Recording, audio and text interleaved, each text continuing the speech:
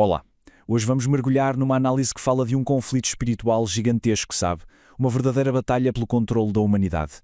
É uma história sobre luz contra escuridão e sobre como essa luta, segundo a fonte, acabou por moldar o destino do mundo inteiro. Para começar, temos esta citação que é super poderosa e que, na verdade, já define o cenário todo.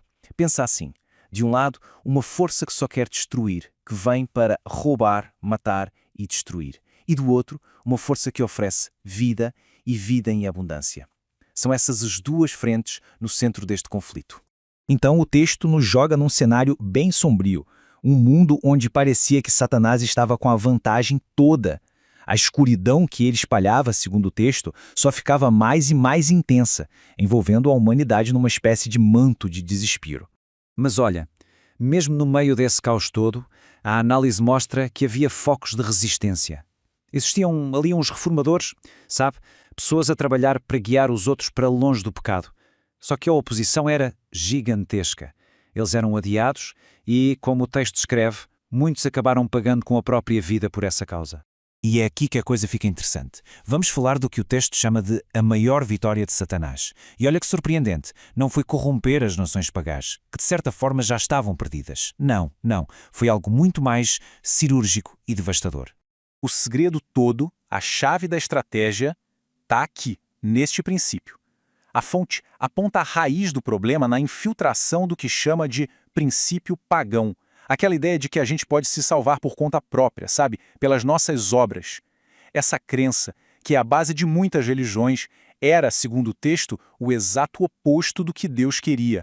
Fica bem claro o contraste, né? De um lado, essa ideia de salvação por esforço próprio, uma coisa de autossuficiência, do outro, o caminho de Deus que era baseado em entrega total, em confiança. Foi esse princípio pagão que se infiltrou na fé judaica e criou uma distorção fundamental. E qual foi o resultado disso tudo? Foi trágico. O povo que tinha sido escolhido para ser um farol para o mundo, para mostrar o caminho até Deus, acabou se tornando o agente da destruição. Acabou espalhando a escuridão que deveria combater. Essa frase aqui resume tudo de forma perfeita. A trágica transformação. Quem deveria ser uma ponte até Deus, uma bênção para o mundo, virou um muro, um obstáculo. Em vez de iluminar o caminho, acabaram bloqueando. E os efeitos dessa corrupção, foram devastadores. Ao se recusarem a entregar-se a Deus, eles se tornaram, segundo a análise, agentes de Satanás. Com as suas atitudes, eles acabaram pintando uma imagem totalmente distorcida de Deus, transformando uma imagem de amor numa de tirania. E foi essa a mensagem que passaram ao mundo. E essa corrupção não era só por fora, não. Ela foi fundo, sabe? Chegou no coração da adoração. A fé virou só aparência. Uma formalidade vazia, sem nenhum significado real por trás. O texto usa uma metáfora que é, muito forte.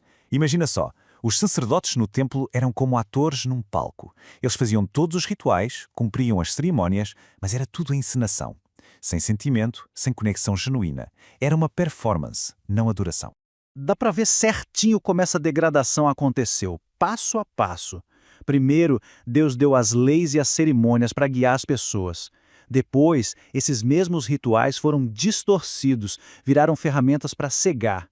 E a consequência final? Um coração endurecido, fechado para a verdadeira mensagem.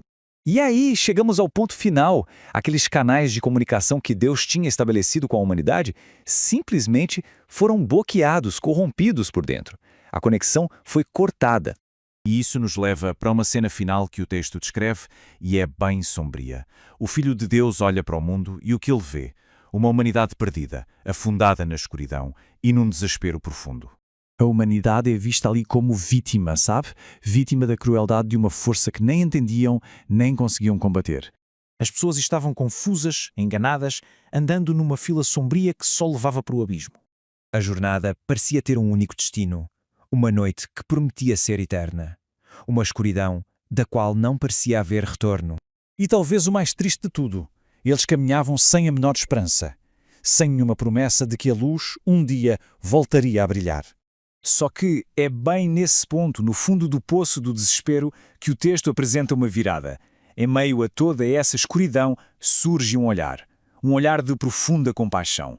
E esse olhar muda tudo. Introduz a possibilidade de uma intervenção. E é com esta pergunta que a gente encerra. Essa análise nos leva até o ponto mais sombrio, mas nos deixa com uma faísca de esperança para refletir. Será que mesmo no meio de uma noite que parece eterna, pode mesmo existir um novo amanhecer? Fica a reflexão.